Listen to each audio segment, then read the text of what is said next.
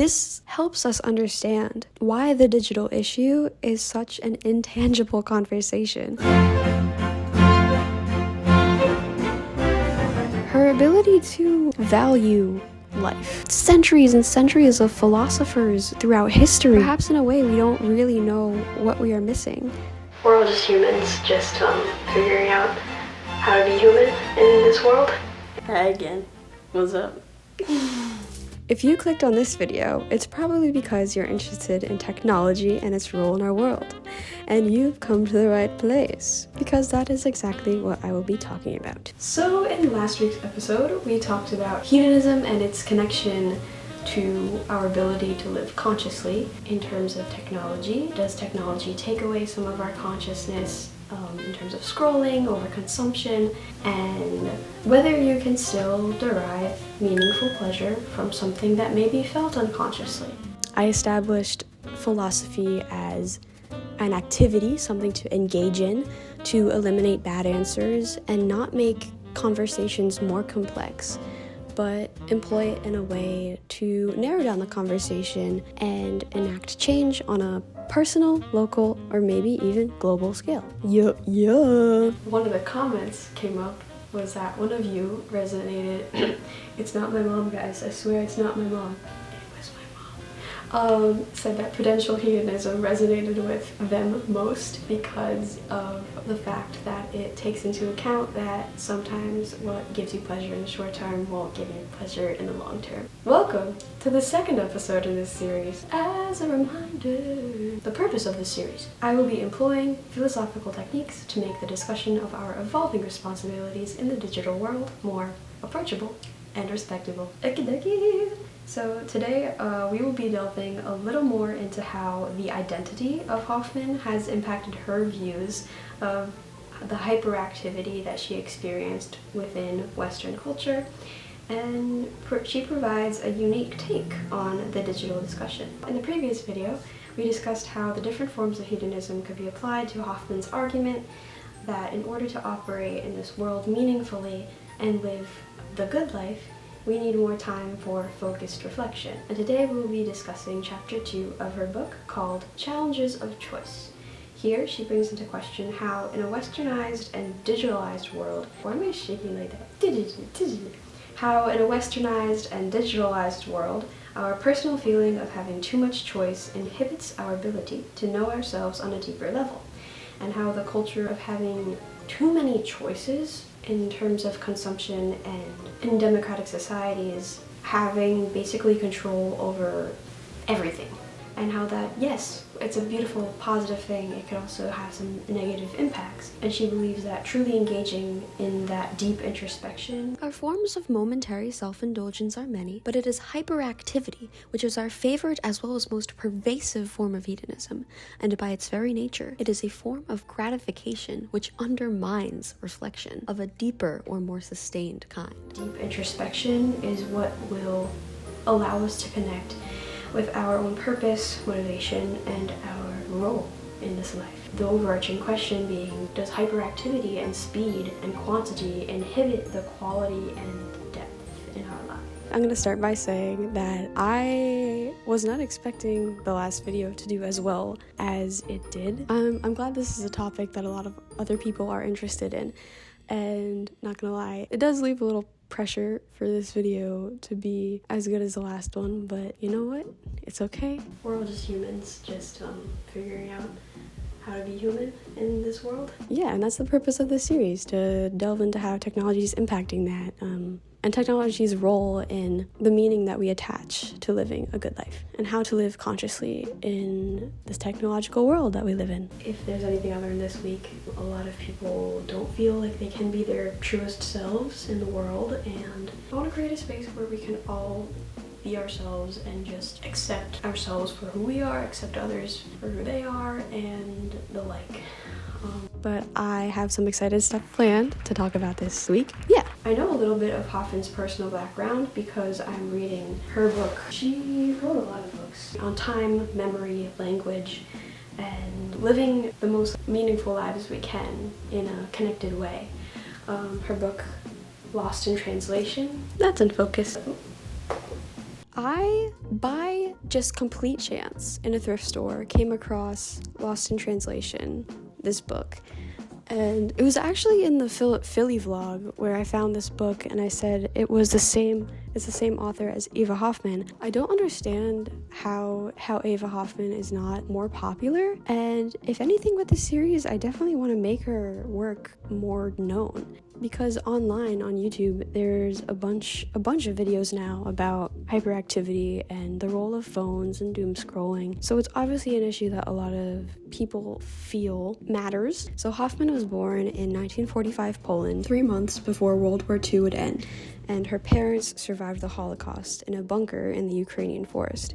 She grew up in Poland until age 13, until she emigrated to Canada, and after graduating high school, she was finally exposed to American culture after gaining a scholarship to study American literature at Rice University. And there she earned her PhD in English and American literature, which is interesting considering that these usually dealt with social issues and periods of social struggle and change.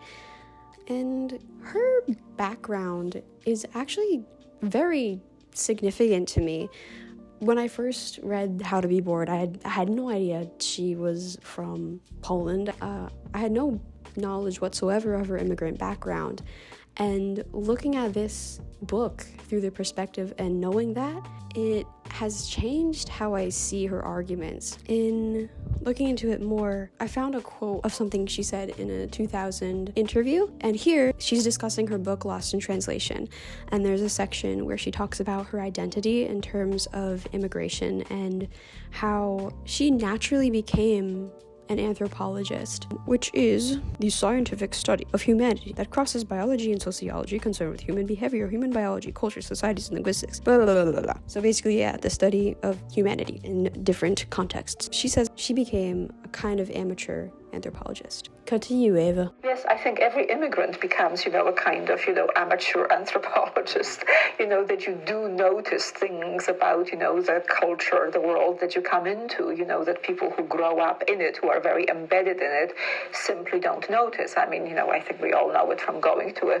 foreign place. And at first you notice sort of the surface things, the surface differences, and gradually you start noticing the deeper differences. And, very gradually you start sort of understanding the sort of the inner life of the culture, the life of those, both large and very intimate values. It was a surprisingly long process, is what I can say. Yeah.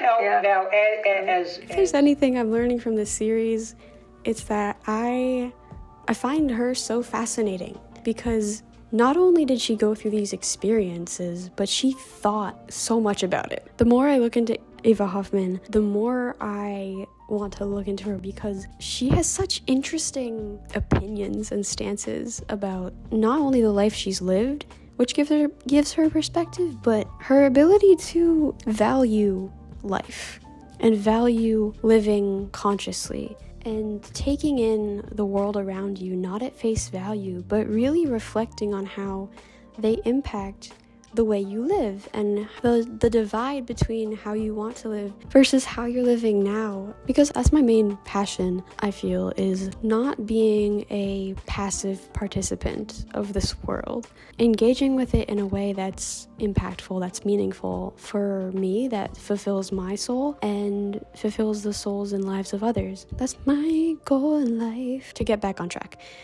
it is this particular life experience and perspective Hoffman has that I find to be the most intriguing in this discussion of how choice in the Western culture, perpetuated by digital media and marketing and online consumption, has caused this obsession with choice, always trying to make the right decision from career to personal life choices. And she highlights that she remembers the personal comfort of not having choices, bringing up that growing up in Eastern Europe, where there are only 2 kinds of shampoo and 3 colors of house paint, that visual imagery of only having select choices, and how now, with not even in the physical world but in the online world, how there's just so much to choose from.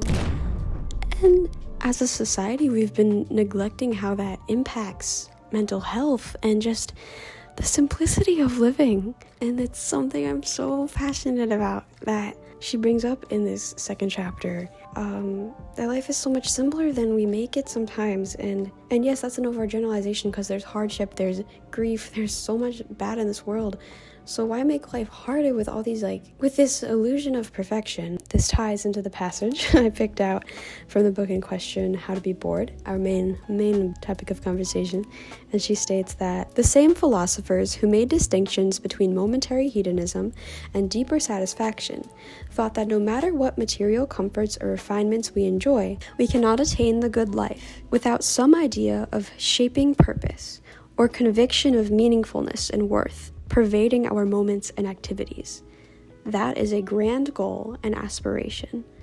But even on a less overarching scale, the plenitude of choice on every level makes finding a direction and ascertaining our own aims more difficult. Bars. Straight up bars. This helps us understand why the digital issue is such an intangible conversation. Perhaps in a way we don't really know what we are missing, the piece that we are missing, since we always have decisions to make. And her story really puts into perspective how perhaps sometimes internalized cultural norms inhibits our ability to truly zoom out and see how the normalities, the rules and structures within your society drives your behavior, and how being blind to that can inhibit our self-awareness and ability to truly understand what makes us fulfilled deep down. And further, once we do get to that place of being able to do that introspection, how easy is it to put those personal biases and beliefs aside? Can we even trust ourselves to make those observations about who we are and what we're capable of achieving in the future? Stoics as well have thought about this in terms of the good life. In my play reading, it came up how Stoics were also enraptured with this idea of the good life, and centuries and centuries of philosophers throughout history have been thinking about how to do this. And now with this added complexity of having so much choice in our lives, the conversation gets even more interesting and difficult. And that's where we'll pick up next week, because I promised I'd make these videos shorter, both for my sake and casual viewers who do not have 30 minutes of their day to put aside and listen to this 19-year-old, soon to be 20-year-old talk. Yay! Turning 20 next month. It's insane. I'm excited. But yeah, for my sake and your sake, we're going to wrap this up early, because that is where we will be discussing how different philosophers over time have seen introspection. Talking about introspection, there were other philosophical questions of whether we can trust our thoughts, whether we can objectively think about ourselves and our lives, and more on that next week. Getting a little ahead of myself here. But today, we're gonna wrap up this video, and I'm gonna say, have a beautiful week. You are human, you are doing your thing, doing your little human thing, and yeah, I hope you enjoyed. Peace out. If you enjoyed this video, please make sure to like and turn on the notification bell, and only subscribe if you plan to watch more of my videos, because it messes with the algorithm. Thanks for watching. Have a great week. Guys, I wasn't recording. That's the life of film, and that's okay. Life is about moving on from setbacks. If life sometimes does what it does, and that's okay. Keep moving. Oh my gosh. Humans are so funny. Nothing's ever as serious as it seems. And if we want to live a good life, then we have to realize that at some point. Yeah, she writes a lot about in Lost in, oh god, okay, the life. I think I have to raise the ISO. Okay, Nina, I am scaring myself today.